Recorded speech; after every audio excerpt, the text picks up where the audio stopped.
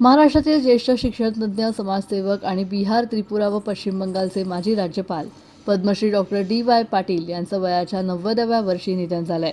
त्यांनी मंगळवारी कोल्हापुरात अखेरचा श्वास घेतला. डी.वाय. पाटील यांनी महाराष्ट्रात आणि देशात शिक्षणाचा विस्तार केला.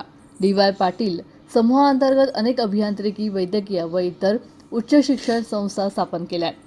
सामाजिक आणि शैक्षणिक क्षेत्रातील उल्लेखनीय योगदानासाठी भारताच्या राष्ट्रपतींनी त्यांना 1991 मध्ये पद्मश्री पुरस्काराने सन्मानित केलं. त्यांच्या निधनामुळे राजकीय, सामाजिक आणि शैक्षणिक वर्तुळातून तीव्र शोक व्यक्त होतोय.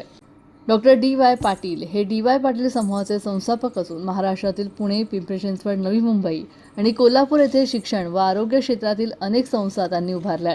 तांत्रिक, वैद्यकीय, दंतवैद्यकीय, कृषी, व्यवस्थापन आणि इतर उच्च शिक्षण क्षेत्रात त्यांनी मोठं योगदान दिलंय.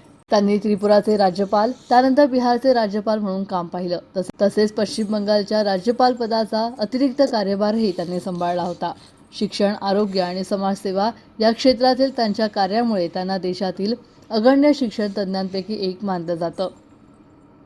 त्यांचं पार्थिव अंत्यदर्शनासाठी उद्या 5 ऑगस्ट रोजी सकाळी 11 ते सायंकाळी 4 वाजेपर्यंत यशवंत निवास, कसबा बावडा येथे ठेवलं जाणार आहे.